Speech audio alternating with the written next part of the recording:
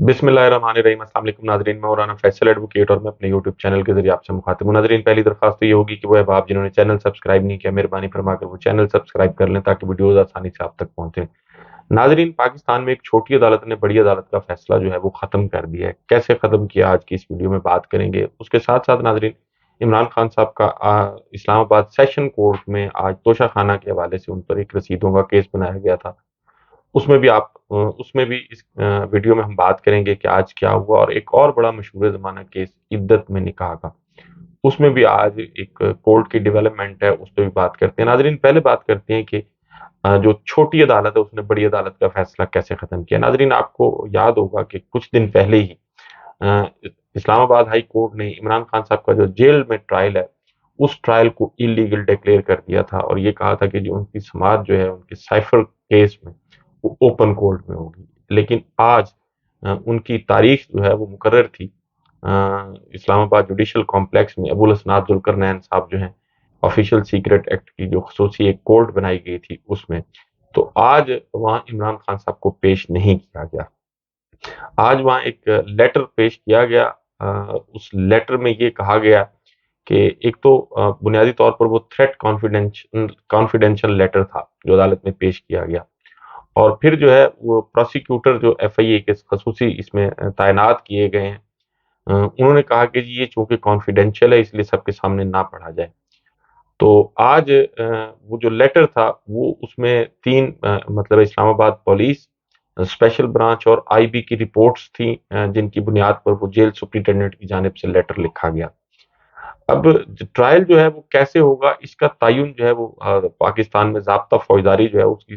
दफ़ा 352 के तहत होता है। वो मैं पहले भी अपनी वीडियो में उसका जिक्र कर चुका हूँ। लेकिन आज जो उसका जुडिशल ऑर्डर लिखा गया जज साहब की जानिब से वो ये है कि जी साबिक वजीर आजम की जान को शदीद खतरात लाक हैं। अदालत ने सिक्योरिटी थ्रेट को और सिक्योरिटी रिपोर्ट है उसको एहतियात से देखा है। इमरान खान की जान को लाख खतरात पिछले चंद माह में कम नहीं हुए बल्कि बढ़े हैं।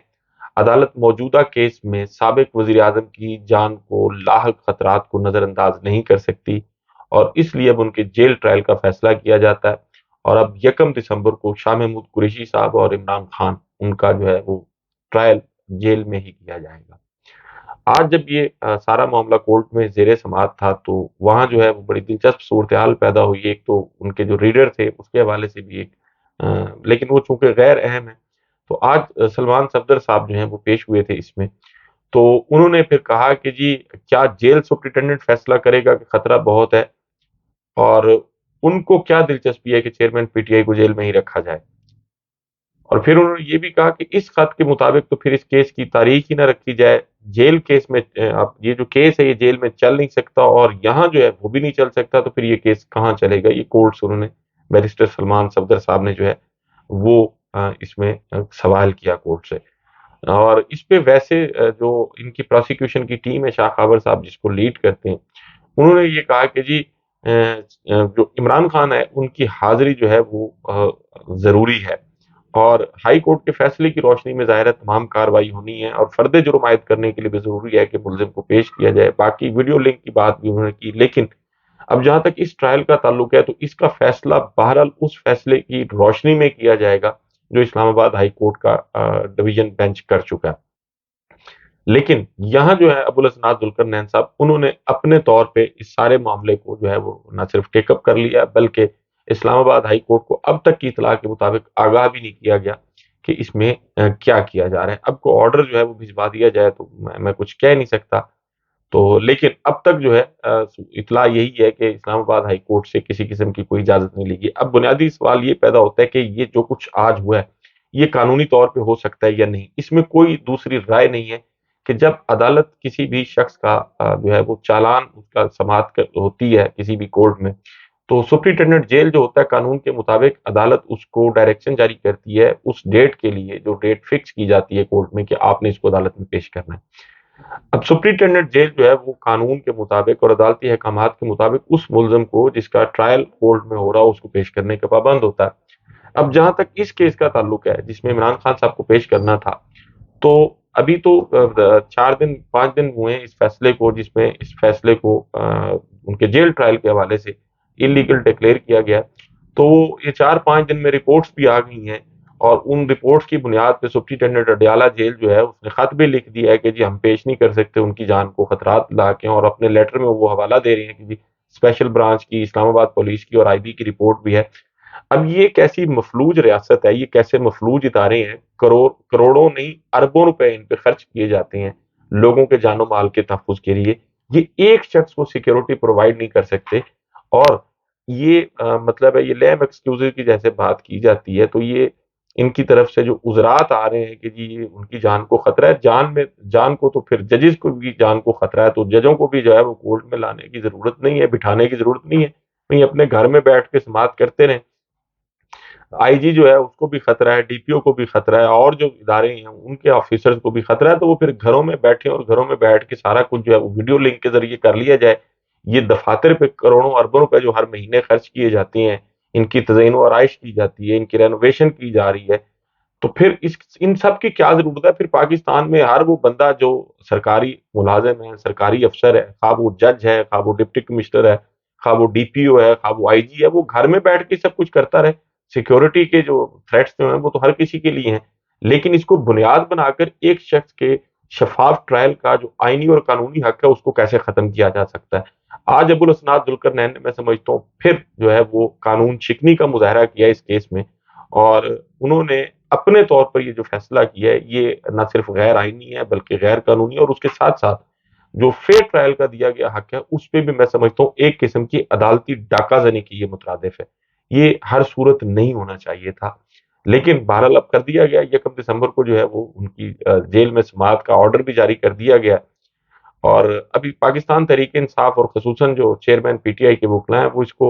یقیناً اس آرڈر کو سیل کریں گے اور اوپر جائیں گے، اور ان کو جانا بھی چاہیے۔ اس کے ساتھ ساتھ ناظرین، آج ڈسٹرکٹ اینڈ سیشن کورٹ اسلام آباد میں تنویر باز سپرا صاحب جو ایڈیشنل سیشن جج ہیں، ان کی عدالت میں عمران خان صاحب اور ان کی اہلیہ کی عبوری ضمانتیں جو ہیں وہ بھی سماعت کے لیے مقرر تھیں۔ تو آج اس میں بیرسٹر سلمان صفدری پیش ہوئے، اور انہوں نے یہ بھی کہا کورٹ کو کہ جی میں بہت سارے کیسز میں آج پیش ہو کر آ رہا ہوں، اور خصوصاً سائفر کے حوالے سے بھی انہوں نے بات کی کہ جی ایک اس میں غیر یقینی صورتحال کی وجہ سے ایک تو ہم لیٹ بھی ہوئے ہیں، اور دوسرا اس کیس کو بھی ایڈجرن کیا جائے، اور ایک تو اس میں بشرا بی بی جو تھیں وہ آج حاضر نہیں ہو سکی تھیں، ان کی حاضری سے معافی کی درخواست انہوں نے دی، اور پھر کورٹ نے اس درخواست کو جو ہے وہ منظور بھی کر لیا۔ تو عمران خان صاحب اور ان کی اہلیہ،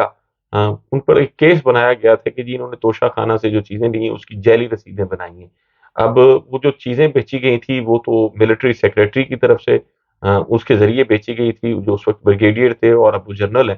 لیکن پتہ نہیں اس ایف آئی آر میں ان کا نام ہے یا نہیں، یا کسی نے ان سے تفتیش کی ہے یا نہیں، لیکن عمران خان اور ان کی اہلیہ پر بہرحال جو ہے وہ کیس بنا دیا گیا تھا۔ آج اس کیس میں پھر جو سماعت ہے وہ 12 دسمبر تک ملتوی کر دی گئی ہے۔ اس کے ساتھ ساتھ ناظرین ایک اور بڑا مشہور زمانہ کیس جو مطلب ہے غیر شرعی نکاح کا کیس کہہ سکتے ہیں، عدت میں نکاح کا کیس کہہ سکتے ہیں۔ ایک تو دلچسپ بات یہ ہے کہ اس میں جو خاور فرید مانیکا صاحب ہیں، ان کے جو وکیل ہیں وہ راجہ رضوان عباسی صاحب ہیں، اور راجہ رضوان عباسی صاحب وہی وکیل ہیں جو ایف آئی اے کی 3 رکنی ٹیم ہے سائفر کیس میں، اس میں پروسیکیوٹر بھی ہیں ایف آئی اے کے۔ آج اس کی سماعت تھی، اور آج مفتی سعید محمد لطیف اور اون چودھری صاحب جو ہیں وہ اس میں پیش ہوئے، جس میں مفتی سعید اور اون چودھری جو ہے ان کی اس میں ان کا بیان بھی قلم بند ہو گیا، لیکن اس کی سماعت جو ہے 2 دسمبر تک ملتوی کر دی گئی ہے۔ اون چودھری صاحب ویسے کوئی اخلاقیات، وہ جیسے کہتے تھے نا خواجہ آصف، کچھ شرم ہوتی ہے،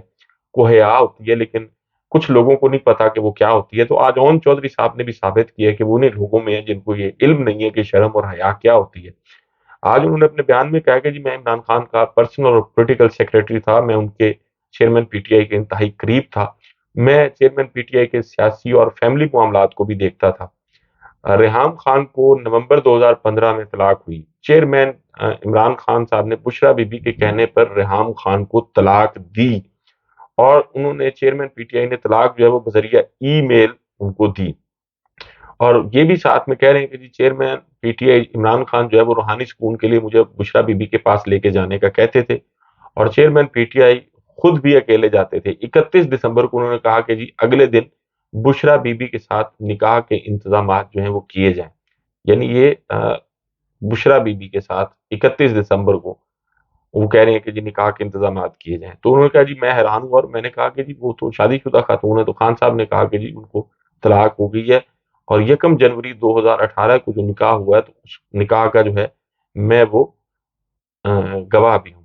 اب یہ مطلب ہے کتنی گھٹیا اور نیچ حرکت ہے، میں سمجھتا ہوں جو گواہان کی جانب سے کی جا رہی ہے، اور ایک خصوصاً مفتی سعید صاحب یہ سب اس وقت بھانگ پی کے سو ہوئے تھے جب یہ سب کچھ ہو رہا تھا۔ لیکن چلیں مان بھی لیا جائے کہ یہ نکاح جو ہے وہ اگر عدت کے دوران ہوا ہے تو اس میں مفتی سعید صاحب جو ہیں یا محمد لطیف صاحب ہیں یا خاور فرید مانیکا صاحب ہیں یا اون چودھری صاحب، ان کا کیا کنسرن ہے؟ اس کا مطلب یہی ہے کہ ان کو پلانٹ کیا گیا، اور آج جب وہ اپنے یہ بیان عدالت میں قلم بند کرانے کے بعد عدالت سے باہر نکلے تو ان سے مختلف صحافیوں نے سوال کیے، ان کے جو چہرے اور ان کی باڈی لینگویج تھی وہ بتا رہی تھی کہ وہ آئے نہیں ہیں، وہ لائے گئے ہیں، جیسے وہ عامر لیاقت صاحب نے کہا تھا کہ ہم آئے نہیں ہیں، ہم لائے گئے ہیں، تو محسوس یہی ہو رہا تھا کہ ان کو بھی لایا گیا۔ اور اس کیس میں ایک اور بڑی دلچسپ بات ہے، وہ یہ ہے کہ عمران خان صاحب کے خلاف جب کو حنیف صاحب نے یہ کیس فائل کیا تھا تو انہوں نے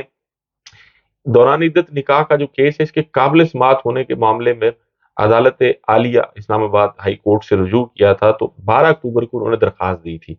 وہ درخواست جو ہے وہ چیف جسٹس عامر فاروق صاحب کے پاس مقرر ہوئی تھی، 1.5 ماہ ہو گیا، اس پہ ابھی تک کوئی آرڈر نہیں ہوا۔ جب وہ درخواست دائر کی گئی تو اس کے بعد جو ہے وہ درخواست مقرر ہوئی پہلی بار 17 اکتوبر کو، 17 اکتوبر کو مقرر ہوئی، لیکن جو کاز لسٹ تھی اس کاز لسٹ سے اس کیس کو نکال دیا گیا۔ پھر جو ہے وہ 17